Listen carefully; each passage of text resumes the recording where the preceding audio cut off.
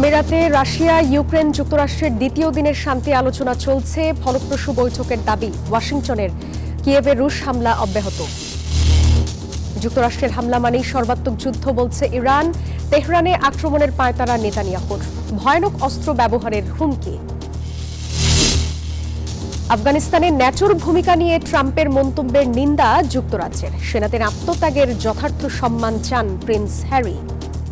স্বাগত গ্লোবাল টাইমে। বিশ্বের নানা প্রান্তের খবর নিয়ে আপনাদের সাথে আছি আমি জান্নাতুল সাদিয়া। দেখছিলেন শিরোনামগুলো, এবার বিস্তারিত। আবুধাবিতে যখন যুদ্ধবন্ধের আলোচনায় ব্যস্ত রাশিয়া, ইউক্রেন ও যুক্তরাষ্ট্রের প্রতিনিধিরা, ঠিক সেই সময়ই রুশ হামলায় কেঁপে উঠল কিয়েভ সহ ইউক্রেনের একাধিক অঞ্চল। এতে বেশ কয়েকজন হতাহতের খবর পাওয়া গেছে। পাশাপাশি নতুন করে বিদ্যুৎহীন প্রায় 12 লাখ মানুষ। রুশ হামলার নিন্দা জানিয়েছেন ইউক্রেনের পররাষ্ট্রমন্ত্রী আন্দ্রি সিবিহা। জ্বলছে আগুন, নেভানোর চেষ্টায় ব্যস্ত দমকল কর্মীরা।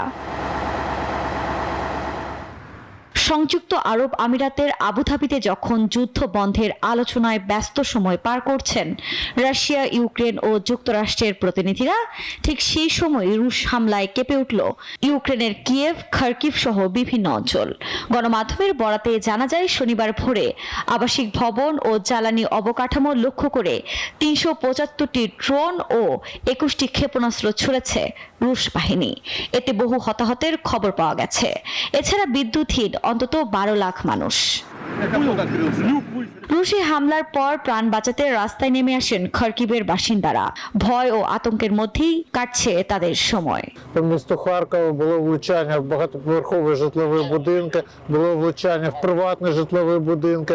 Вони ж літали з 4 вечора, де-то там і хлопці, я чула, ПВО работало, обстрілювалося. যুদ্ধবন্ধে আলোচনা চলমান অবস্থায় রুশ হামলার নিন্দা জানিয়েছেন ইউক্রেনের পররাষ্ট্রমন্ত্রী আন্দ্রি সিবিহা। এর আগে শুক্রবারও প্রায় 4 বছর ধরে চলা যুদ্ধের অবসান ঘটাতে মার্কিন প্রেসিডেন্ট ডোনাল্ড ট্রাম্পের প্রস্তাবিত পরিকল্পনার উপর আলোচনা করতে প্রথম দফা বৈঠকে বসেন 3 দেশের প্রতিনিধিরা। আফরিন মৌ, নিউজ 24। যুক্তরাষ্ট্রের যে কোনো হামলাকে ইরান সর্বাত্মক যুদ্ধ হিসেবে গণ্য করতে পারে বলে হুঁশিয়ারি দিয়েছে দেশটির একজন জ্যেষ্ঠ কর্মকর্তা। শুক্রবার এমন এক সতর্ক বার্তায় তিনি পাল্টা আক্রমণের জন্য প্রস্তুতির কথা জানান। অন্যদিকে তুরস্কের পররাষ্ট্রমন্ত্রী হাকান ফিদান দাবি করেন, ইসরায়েলও ইসলামী প্রজাতন্ত্র ইরানের উপর হামলার সুযোগ খুঁজছে।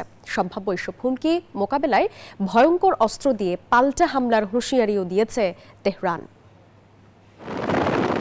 প্রায় 90টি যুদ্ধ বিমান বহনে সক্ষম মার্কিন বিমানবাহী রণতরী ইউএসএস আব্রাহাম লিঙ্কন ছুটছে উপসাগরীয় অঞ্চলে।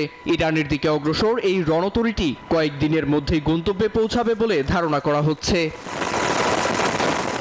ওয়াশিংটন যখন তেহরানের বিরুদ্ধে উত্তেজনামূলক পদক্ষেপ নিচ্ছে, তখন আগুনে ঘি ঢালার কাজ করছে বলে মনে করা হচ্ছে ইসরায়েলকেও। শুক্রবার এক টেলিভিশন সাক্ষাৎকারে তুরস্কের পররাষ্ট্রমন্ত্রী হাকান ফিদান বলেন, ইরানের উপর হামলা চালাতে তেল আবিব অপেক্ষা করছে। ইরানে ইসরায়েলি হামলার বিষয়ে প্রেসিডেন্ট রিসেপ তাইপ এরদোয়ান আগেই মিত্র তেহরানকে সতর্ক করেছেন, দেশটির উপর বিদেশি আগ্রাসন সহ্য করা হবে না, কারণ এতে মধ্যপ্রাচ্য আক্রান্ত হবে। এসব উত্তেজনা মোকাবিলায় ইরান প্রস্তুত থাকার কথা জানিয়েছে। দেশের একজন জ্যেষ্ঠ কর্মকর্তা রয়টার্সকে বলেছেন, ইরানের সার্বভৌমত্ব ও ভূখণ্ডে মার্কিন হামলাকে সর্বাত্মক যুদ্ধ হিসেবে বিবেচনা করা হবে। ইরানি সেনারা দেশের সার্বভৌমত্ব ও অখণ্ডতা রক্ষায় প্রস্তুত রয়েছে। অন্যদিকে ইরানের জ্যেষ্ঠ কমান্ডার আলী আব্দুল্লাহি হুঁশিয়ারি দিয়েছেন, তেহরান হামলার শিকার হলে মধ্যপ্রাচ্যে অবস্থিত মার্কিন ঘাঁটি ও স্থাপনাগুলোতে আক্রমণ করা হবে। এছাড়াও ইসরায়েলকে শায়েস্তা করতে ভয়ঙ্কর অস্ত্র ব্যবহারের হুমকি দিয়েছেন সর্বোচ্চ নেতা আয়াতুল্লাহ আলী খামেনির জ্যেষ্ঠ উপদেষ্টা ও ইসলামী রেভলিউশনারি গার্ড কর্পসের সাবেক কমান্ডার ইয়াহিয়া রহিম সাফাভি। তিনি মন্তব্য করেন, এমন হামলা সব যুদ্ধেরই অবসান ঘটাবে। নীরব দাস, নিউজ 24। আফগানিস্তানে অভিযানে ন্যাটোর ভূমিকা নিয়ে মার্কিন প্রেসিডেন্ট ডোনাল্ড ট্রাম্পের মন্তব্যের তীব্র নিন্দা জানিয়েছে যুক্তরাজ্য। এমন দাবিকে অপমানজনক বলে আখ্যা দিয়েছেন ব্রিটিশ প্রধানমন্ত্রী কিয়ার স্টারমার। একই সঙ্গে এই ধরনের উক্তি বাস্তবতার সঙ্গে সামঞ্জস্যপূর্ণ নয় বলে জানিয়েছেন সাবেক ব্রিটিশ কর্নেল। এদিকে আফগানিস্তানে দায়িত্ব পালন করা ন্যাটো সেনাদের আত্মত্যাগ সম্মান পাওয়ার যোগ্য বলে মন্তব্য করেছেন প্রিন্স হ্যারি। একের পর এক বিস্ফোরক মন্তব্যে আন্তর্জাতিক অঙ্গনে আলোচনার কেন্দ্রে থাকাই যেন পছন্দ মার্কিন প্রেসিডেন্ট ডোনাল্ড ট্রাম্পের। গ্রিনল্যান্ড নিয়ে ইউরোপের সঙ্গে টানাপোড়েনের মধ্যে এবার আফগানিস্তানের অভিযানে ন্যাটোর ভূমিকাকে প্রশ্নবিদ্ধ করলেন তিনি। ট্রাম্পের দাবি সেনারা সম্মুখ যুদ্ধ থেকে দূরে ছিল, জানিয়ে ব্রিটেন, কানাডা ছাড়াও আন্তর্জাতিক রাজনৈতিক অঙ্গনে সৃষ্টি হয়েছে তীব্র প্রতিক্রিয়া। Denmark went to Afghanistan was because the USFA was attacked on 9/11. এমন দাবিকে অপমানজনক বলে আখ্যা দিয়েছেন ব্রিটিশ প্রধানমন্ত্রী Keir Starmer. Donald Trump would be that you need to turn around and say these are unfortunate remarks. ট্রাম্পের আফগানিস্তানে সম্মুখ সারিতে যুদ্ধরত ব্রিটিশ এবং অন্যান্য ন্যাটো দেশগুলির অবদান মনে রাখা উচিত। এই বিষয়ে তিনি সম্পূর্ণ ভুল। In places like Iraq, Afghanistan and other theaters. এদিকে ট্রাম্পের এমন মন্তব্য লাল রেখা অতিক্রমের শামিল বলে জানান আফগানিস্তান এবং ইরাকে দায়িত্ব পালন করা অবসরপ্রাপ্ত পুলিশ জেনারেল রোমান পোলকো। আর এই ধরনের বক্তব্য বাস্তবতার সঙ্গে সামঞ্জস্যপূর্ণ নয় বলে জানিয়েছেন সাবেক British colonel Stuart Tuttle. What I say to Diane is if I heard আফগানিস্তানে আমাদের 457 জন সদস্য প্রাণ হারিয়েছেন, আরও অনেকে পঙ্গুত্ব বরণ করেছেন। যারা স্বজনদের হারিয়েছেন তাদের মনে ট্রাম্পের এই বক্তব্য গভীর ক্ষত তৈরি করেছে। আমি এমন কাজ করলে অবশ্যই ক্ষমা চাইতাম। it's very important we maintain that relationship.